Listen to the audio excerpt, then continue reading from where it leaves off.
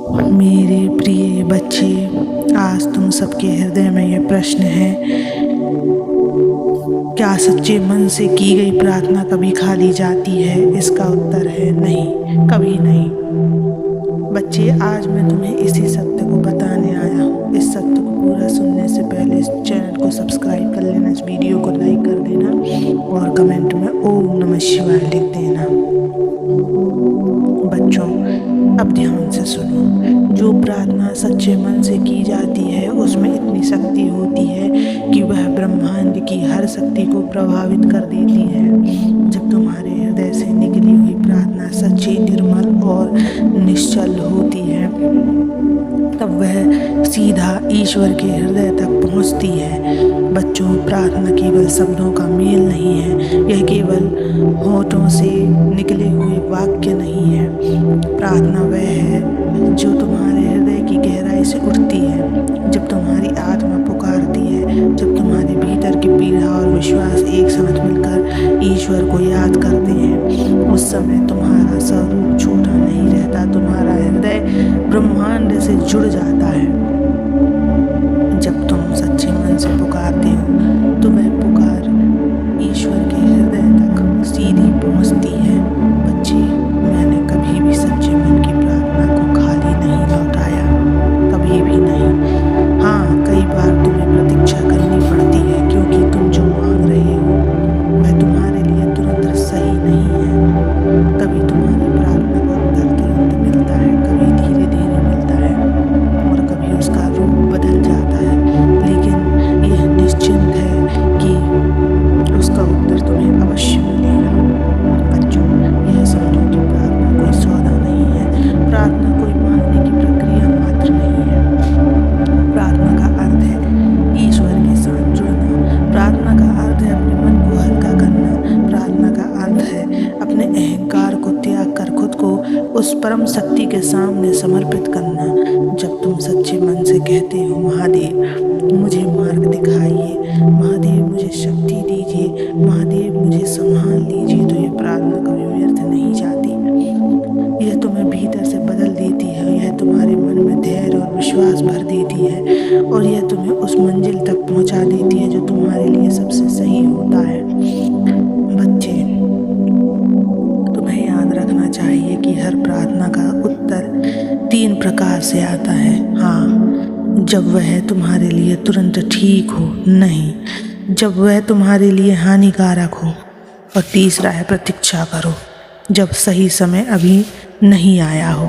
लेकिन इनमें से कोई भी उत्तर तुम्हारी प्रार्थना को अस्वीकार करना नहीं होता। हर उत्तर तुम्हें आगे बढ़ाने के लिए होता है।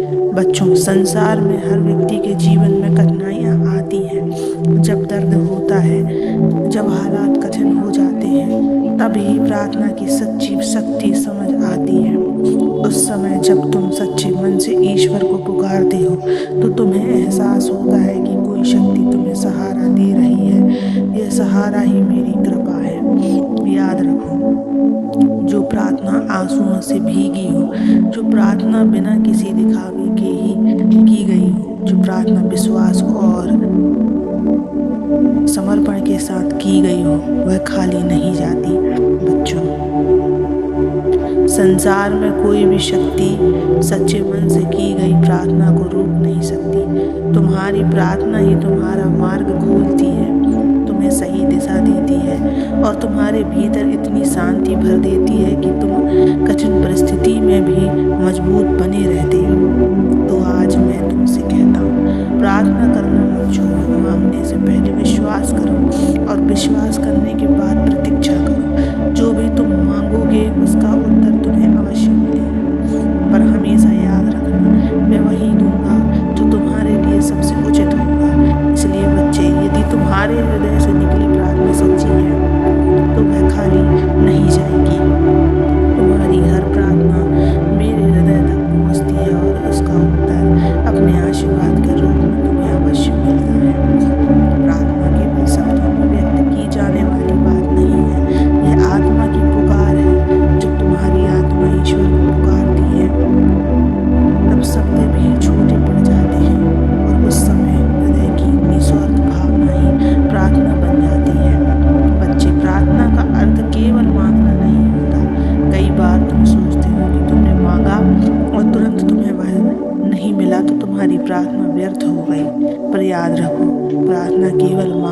पूरी करने के लिए नहीं बल्कि आत्मा और ईश्वर को जोड़ने का सेतु है। सच्चे मन से की गई प्रार्थना तुम्हारे भीतर परिवर्तन लाती है। यह तुम्हारे भय को मिटाती है, यह तुम्हारे मन को दृढ़ बनाती है, यह तुम्हें सहनशील बनाती है और सबसे महत्वपूर्ण यह तुम्हें ईश्वर के और निकट ले जाती है। जब तुम हर परिस्थिति में सच्चे मन से प्रार्थना करते हो तो धीरे धीरे तुम्हारा जीवन बदलने लगता है।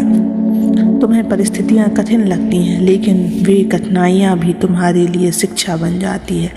प्रार्थना तुम्हारे हृदय को इतना मजबूत कर देती है कि कोई भी तूफान तुम्हें हिला नहीं पाता।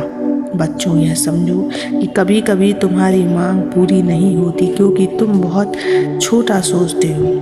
तुम्हारी दृष्टि सीमित होती है, परंतु मेरी दृष्टि असीमित है। तुम एक छोटे बीज की मांग करते हो, पर मैं तुम्हें एक विशाल वृक्ष देने की तैयारी कर रहा होता हूँ। तुम छोटे सुख की मांग करते हो, पर मैं तुम्हें स्थायी आनंद देना चाहता हूँ। इसलिए जब तुम्हें लगे कि तुम्हारी प्रार्थना का उत्तर नहीं मिला, तब निराश मत होना। वह उत्तर रास्ते में है। शायद वह तुम्हारे जीवन को बदलने वाले रूप में आने वाला है। शायद वह तुम्हें तुम्हारी अपेक्षा से कहीं अधिक देने वाला है। बच्चे, प्रार्थना करने वाला व्यक्ति कभी अकेला नहीं होता। उसकी हर सांस, हर धड़कन, हर कदम ईश्वर की छाया में होता है। भले ही परिस्थितियाँ कठोर क्यों ना हो, लेकिन प्रार्थना करने वाला हृदय हमेशा संरक्षित होता है। उसके चारों ओर अदृश्य कवच होता है जो उसे गिरने नहीं देता। जब तुम्हें लगता है कि तुम्हें कुछ नहीं मिला, तब भी तुम्हें बहुत कुछ मिला होता है। प्रार्थना ने तुम्हें धैर्य दिया होता है। प्रार्थना ने तुम्हें उम्मीद दी होती है। प्रार्थना ने तुम्हें विश्वास दिलाया होता है कि कोई है जो तुम्हें देख रहा है।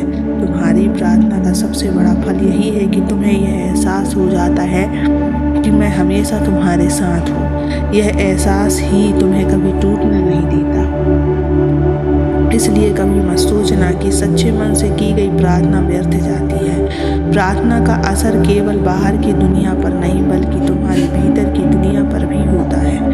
यह तुम्हें बदलती है, तुम्हारे विचार को पवित्र करती है और तुम्हें जीवन के सच्चे अर्थ से जोड़ती है। हर सुबह, हर रात, हर कठिनाई और हर खुशी के क्षण में अपने हृदय को जोड़कर प्रार्थना करो।